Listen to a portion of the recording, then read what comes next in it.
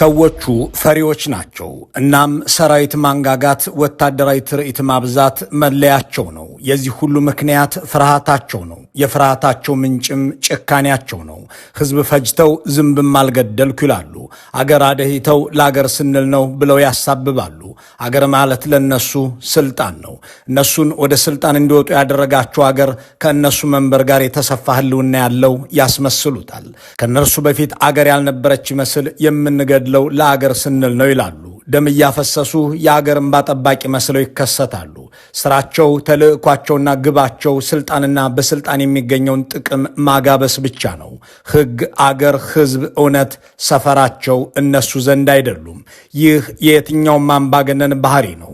ከላቲን እስከ ካሪቢያን፣ ከአፍሪካ እስከ ኤስያ የነበሩና ያሉ አምባገነኖች ተፈጥሮና ውሎ አዳር ነው።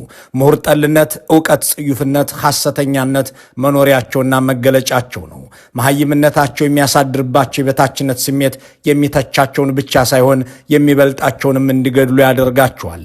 የማታ ማታ ግን አይቀርላቸውም። ለሰዎች የተኮሱት ጥይት፣ ለሌሎች ያጠለቁት ሸምቀቆ እነሱም ላይ ቤተሰባቸውም ላይ ተላላኪዎቻቸውም ላይ ይተገበራል። ፍራንሲስኮ ማሲያስ እንዲህ ያለ ነበር። ለቀለም ትምህርት ያልታደለው አእምሮው በእውቀት የሚበልጡትን ሰዎች እያሳደደ እንዲገድል አድርጎታል። ብዙ አምባገነኖች መግደል፣ ማስገደልና ቆሞ አስከሬን ማየት ያስደስታቸዋል የሚለው ማስረጃ አለው። የገደሏቸውንም ሰዎች ለአገር ጥቅም ስንል እርምጃ ወስደንባቸው ብለው መግለጻቸው የታወቀ ልማድ ነው። ፍራንሲስኮም እንዲህ ያለ ነገር ያዝናናው ነበር። ነገር ግን እሱ ከሌሎች አምባገነኖች በተለየ ሁኔታ የአእምሮ ህመም ሳይኖርብኝ አይቀርም ብሎ ሆስፒታል ድረስ ሄዷል። ግደል ግደል እያለኝ ነው፣ ህመም ነው ወይስ በጤናዬ ብሎ ሐኪሞች እንዲመረምሩት አገር አቋርጦ ባለሙያ አማክሯል። በሳምንታዊው የአምባገነኖች ታሪክ መዘከሪያችን ላይ ተረኛ ሆኖ የሚስተናገደው የቀድሞው የኢኳቶሪያል ጊኒ ፕሬዚዳንት ፍራንሲስኮ ማሲያስ ኒጉዌማ ነው። ሰውየው ለ11 ዓመታት ባስተዳደርካት ሀገር ምን ሰራህ ተብሎ ሲጠየቅ ገደልኩ፣ አሳደድኩ፣ ሌላ ምን ፈለጋችሁ ብሎ የመለሰ ደፋር ነው። ከአገሪቱ ህዝብ 300 ሺህ የሚሆነውን ገድሎ 47 በመቶ የሚሆነውን የኢኳቶሪያል ጊኒ ህዝብ የእሱን ግድያ ሸሽቶ ከአገር እንዲወጣ አድርጎታል። ከሰባተኛ ክፍል በላይ ያልተማረው ፍራንሲስኮ የተማረና ፊደል የቆጠረ ሰው አይወድም። ይችን ነገር እንደገና እንበላት። ከሰባተኛ ክፍል በላይ ትምህርት ቤት ደጃፍ ስለመሄዱ ማስረጃ የማያቀርበው ፍራንሲስኮ ማሲያስ ተማሪና ተማሪ ቤት አይወድም። ዩኒቨርሲቲና ትምህርት ቤቶችን እየፈለገ ዘግቷል። ውድ የኢትዮ ፎረም ቤተሰብ ሆይ የኢትዮጵያው ጠቅላይ ሚኒስትር ዩኒቨርሲቲዎችን ኮንዶሚኒየም እያሉ ሲያጣጥሉ መዘጋት እንዳለባቸውም ሲመክሩ ሰሞኑን ከሰሙ ከዚህ ማሲያሳዊ ህመም ጋር አገናኝተው መረዳት ይችላሉ። የሰባተኛ ክፍል ስቃይ።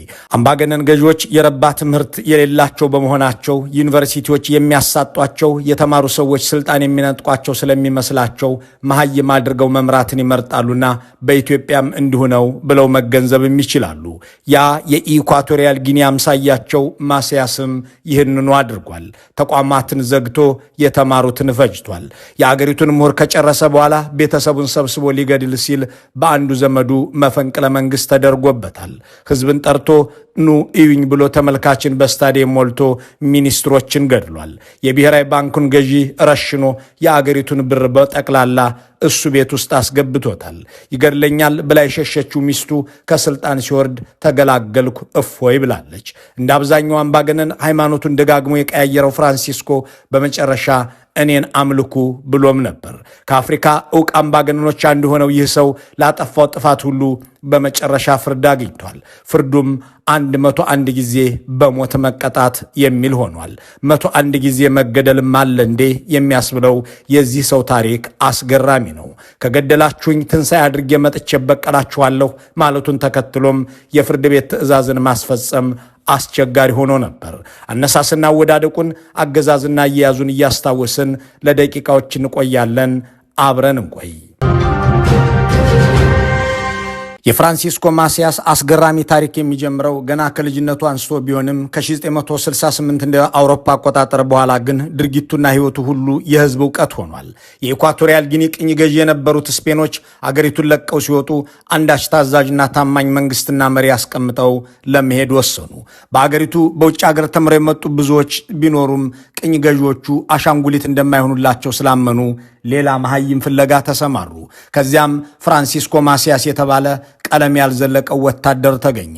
ስፔናውያኑ ይህንን ያልተማረ ሰው የአገር መሪ ለማድረግ ቢወስኑም ከተማረው የአገሪቱ ሕዝብና ልሂቅ የሚገጥማቸውን ተቃውሞ ለማለዘብ መላ መፍጠር ነበረባቸው። ፈተናን ፈትነውና ውጤቱን ይፋ እናድርግ አሉ። በአንድ የካቶሊክ ትምህርት ቤት ውስጥ እስከ 7ኛ ክፍል ብቻ የተማረው ፍራንሲስኮ በቅኝ ገዢዎቹ የቀረበለትን ፈተና ተፈተነ።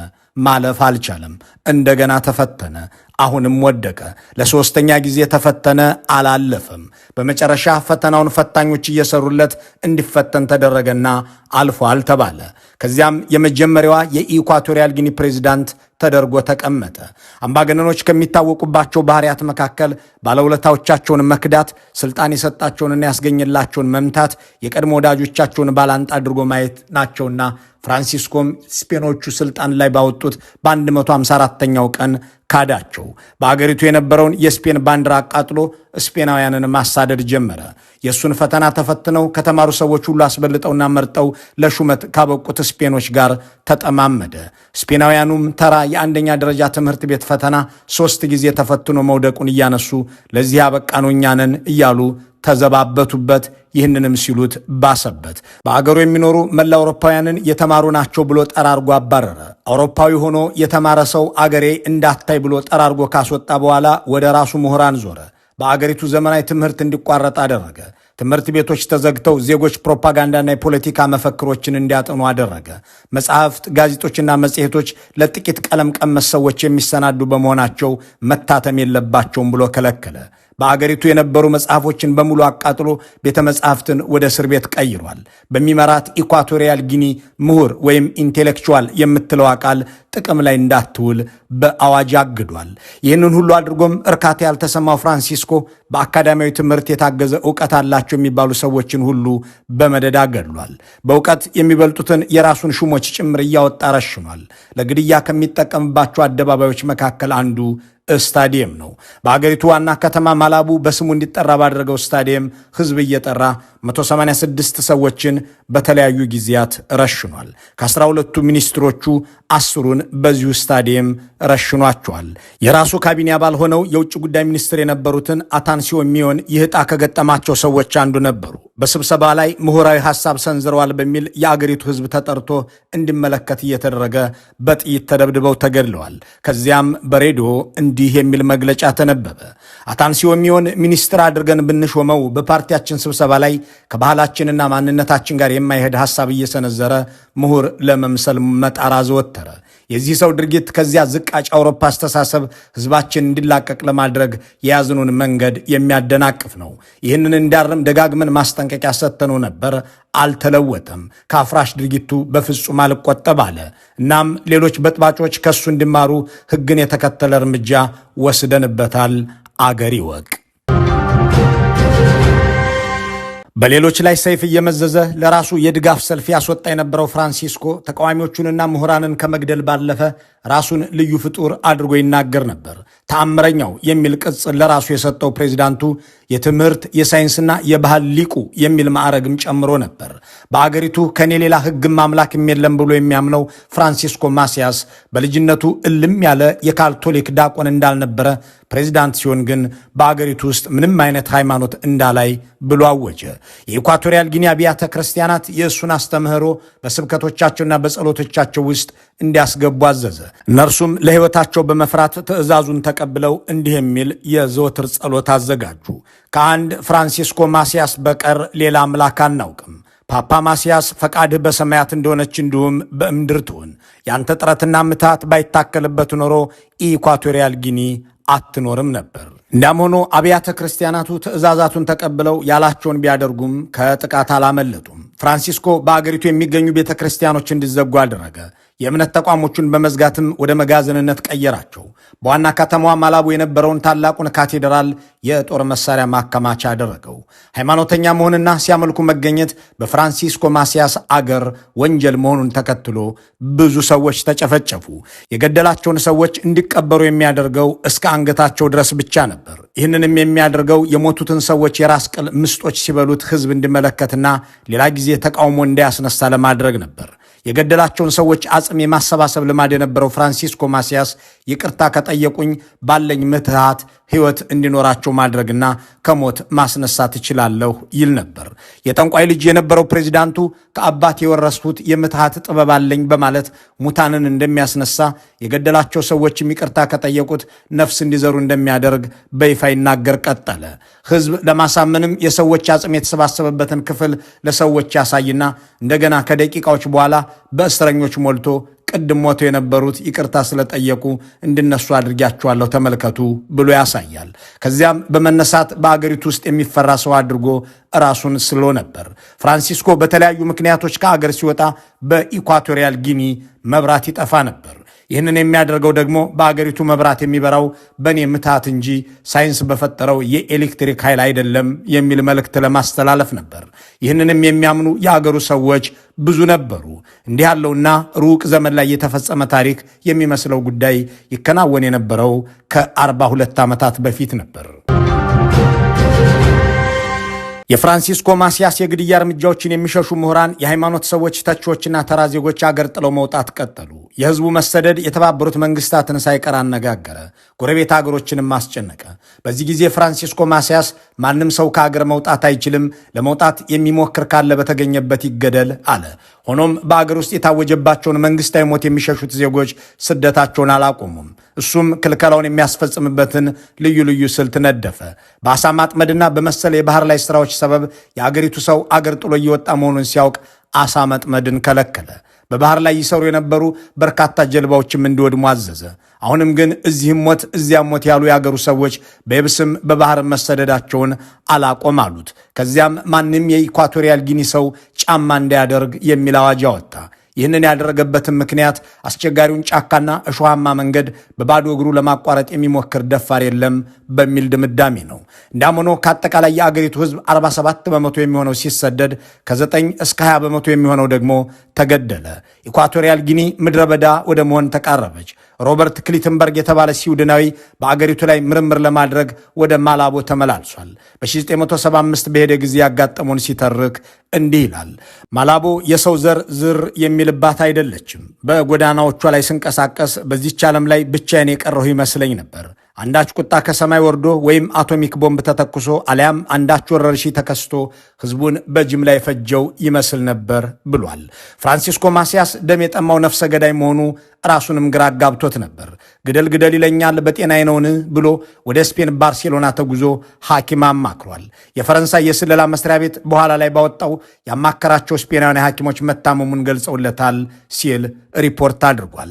በተለይም ካናቢስ የሚባለውን እጽ መውሰዱ ይህንን የአእምሮ ህመሙን እንዳባባሰበትም ተገልጿል። የስነ ልቦና ባለሙያዎች ሳይኮፓት የሚሉት ህመም ተጠቂ የነበረው ፍራንሲስኮ እንዲህ አይነት ሰዎች ጨካኝ፣ ለሌሎች ሐዘኔታ የሌላቸው፣ ፈሪ፣ ገዳይ፣ እብሪተኛና ክፉ ናቸው ይላሉ።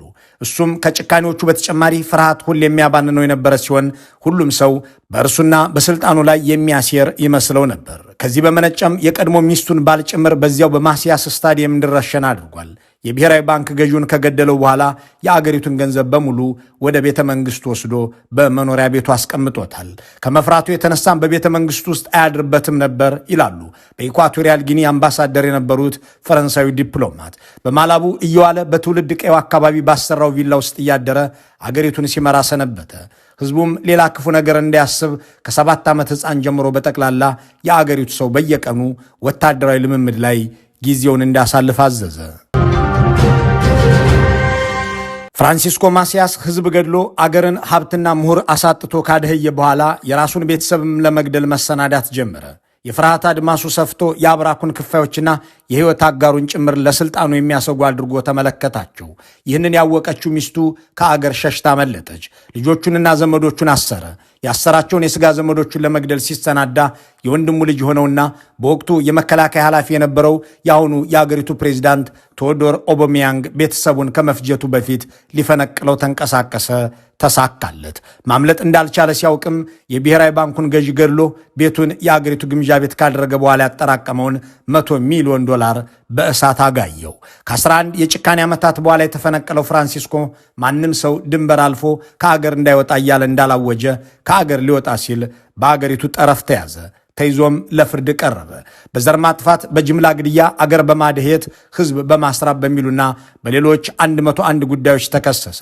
በቤት ውስጥ የነበረውን $100 ሚሊዮን ለምን አቃጠልከው ተብሎ በፍርድ ቤት ሲጠየቅ የሰጠው መልስ በፍርድ ቤቱ ከተከሰቱ አስገራሚ ሁነቶች አንዱ ነው። እኔ አላቃጠልኩም። ያቃጠለው በእኔ ላይ ያደረው ምትሃታዊ ኃይል ነው። አሁንም ሁለመናዬ እሳት ነው። በረባ ባረባው እየጨቀጨቃችሁኝ የምትቀጥሉ ከሆነ እናንተን ወደ አጽምነት፣ ኢኳቶሪያል ጊኒን ደግሞ ወደ ምድረ በዳነት የሚቀይር እሳት ተላብሻለሁ አለ። እየተዳኘበት የነበረው ወታደራዊ ፍርድ ቤት በቀረበለት 101 ክሶች በሁሉም ጥፋተኛ ብሎት 101 የሞት ፍርድ ፈረደበት። ሌላው አስገራሚ ነገር የተከሰተው ከዚህ በኋላ ነው። የፍርድ ቤቱን ውሳኔ ለማስፈጸም የሚደፍር ሰው በአገር ምድሩ ጠፋ። ፍራንሲስኮ ማሲያስ እኔን የምትገድሉኝ ከሆነ ሁላችሁንም ወደ አጽምነት የሚቀይር ምትሃት አለኝ በማለቱ እሱ ላይ ቃታ የሚስብ ጀግና ወታደር ተቸገረ። ሁሉም ከገደልኩት በኋላ ሞታለሁ የሚል እሳት ያቃጥለኛል የሚል ፍርሃት ዋጣቸው። በዚህ ጊዜ የአገሪቱ መንግስት ከውጭ አገር ገዳይ ሊገዛ ተሰማራ። የሞሮኮ መንግስትንም ገዳይ አከራየኝ ብሎ ጠየቀው። ለሞሮኮ ይህ ጥያቄ የቀረበው ያለ ምክንያት አልነበረም። ፍራንሲስኮ ማሲያስ በስልጣን ላይ ያለ ጠባቂዎቹ የሞሮኮ ዜግነት ያላቸው ወታደሮች ስለነበሩ ነው። የሞሮኮ መንግስት ለቀረበለት ጥያቄ አዎንታዊ ምላሽ ሰጠ። ፍራንሲስኮ ማሲያስን የሚገድሉ ወታደሮች ከሞሮኮ ራባት ወደ ኢኳቶሪያል ጊኒ ማላቡ ተሻገሩ። በመጨረሻም መስከረም 29 1979 በመቶ ሺዎችን የጨፈጨፈው ፕሬዝዳንት በ55 ዓመቱ በከባድ መሳሪያ ተደብድቦ አካሉ ተቆራርጦ ተገደለ። አጎቱን ገድሎ ስልጣን የያዘው ሰው ከ40 ዓመታት በኋላ አሁንም በስልጣን ላይ አለ። ቴዎዶር ኦቤሜያንግ በእርጅና ዘመኑ አዲስ አበባ እየተመላለሰ ከኢትዮጵያው አቻው ጋር በተደጋጋሚ ታይቷል። የኢትዮጵያው ጠቅላይ ሚኒስትርም እጁን እየጎተቱ ቤተ መንግሥት ሲያስጎመኙት በቴሌቪዥን ተዘግቦላቸዋል። እሱ አጎቱ ላይ የፈጸመው ቅጣት ግን በእሱና በብጤዎቹ ላይ እንደሚፈጸም ለኢትዮጵያ ብጤው አብራርቶላቸዋል ተብሎ አይጠበቅም። አምባገነኖች እንዲህ ያለ ፍጻሜም እንደሚጠብቃቸው አይገምቱም። መንበሯን በያዟት ውለው ባደሩባት ቁጥር ዘላለማዊ ዙፋን ላይ የሚከርሙ ይመስላቸዋል። የፍርድ ቀን የሚመጣበት ጊዜ ያፈሰሱትን ደም የሚከፍሉበት ዘመንም የሚመጣ አይመስላቸውም። ስልጣን አላፊ ጠፊ መሆኑን ይረሱታል። የፍርድ ቀንም ሩቅ ትመስላቸዋለች። ልክ እንደ ፍራንሲስኮ ማሲያስ። ሳምንታዊው የአምባገነኖች መዘክራችን በዚሁ ተጠናቋል። መልካሙን ሁሉ እንመኛለን።